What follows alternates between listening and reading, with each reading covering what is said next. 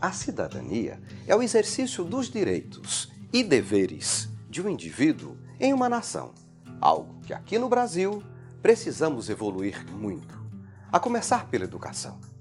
A educação é um dos maiores desafios brasileiros, porque nunca foi prioridade, nem para o governo e nem para a sociedade.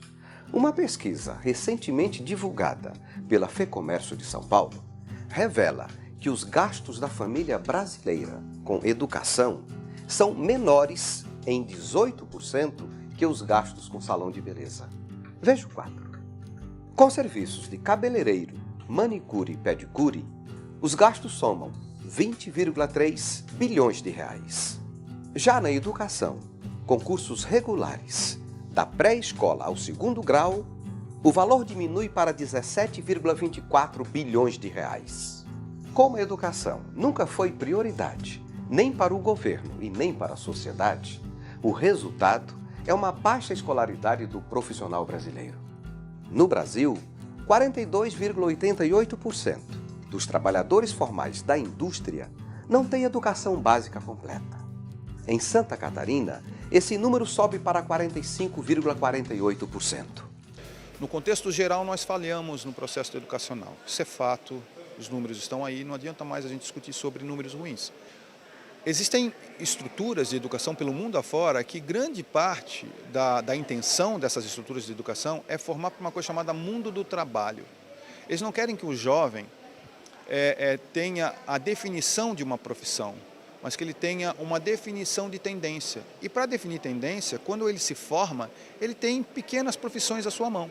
Por exemplo, você vai na Alemanha, 60% da população que se forma, essa população tem nível técnico.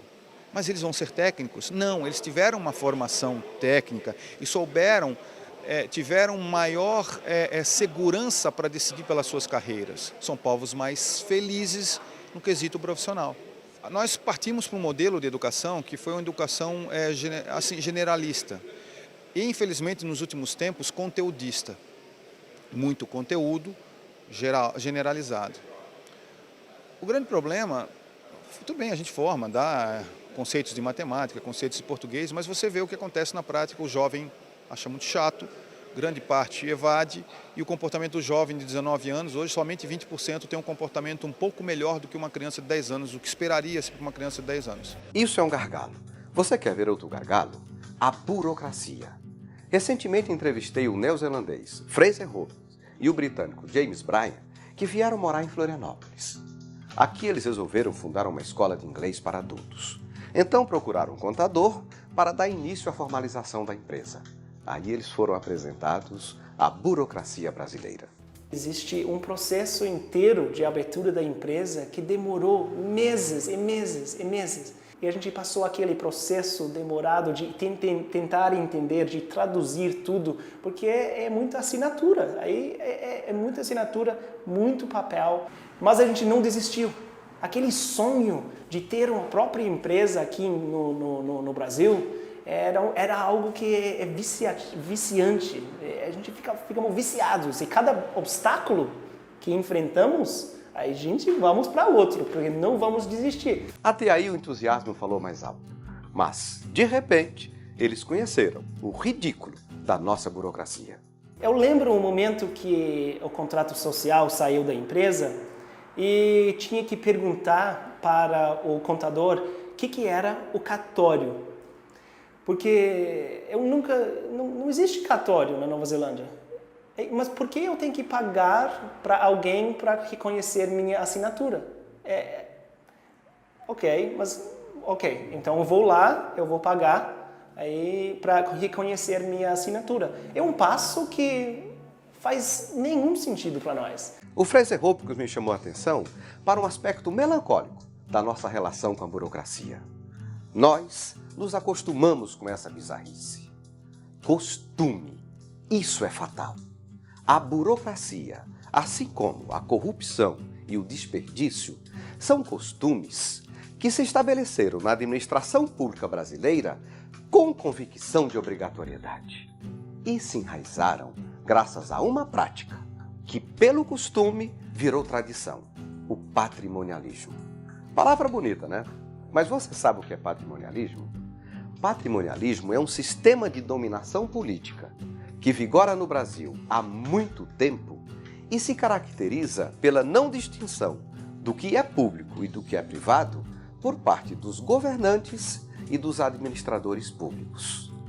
Os cargos nos mais diversos escalões do governo, federal, estadual e municipal, são distribuídos conforme o interesse pessoal ou partidário do governante.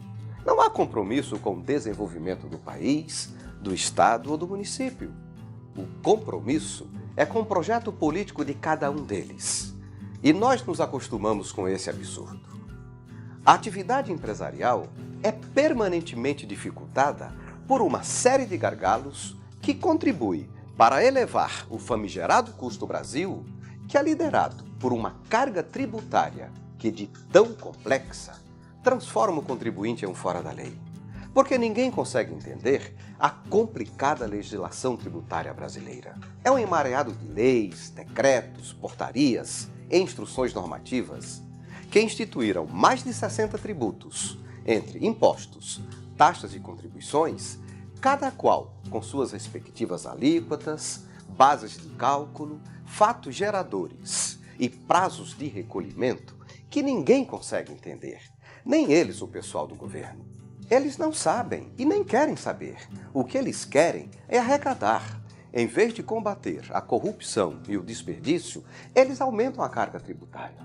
E nós nos acostumamos com esse absurdo. Não tenho dúvidas, o empresário brasileiro é um dos mais resistentes e versáteis do mundo.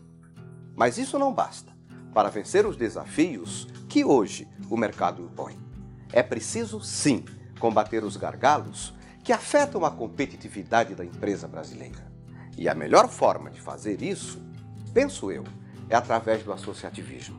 Não isoladamente, mas em conjunto, para encontrar soluções que melhorem o ambiente de negócios para todos e não apenas para determinado segmento, que é o que vem acontecendo ultimamente, por setores.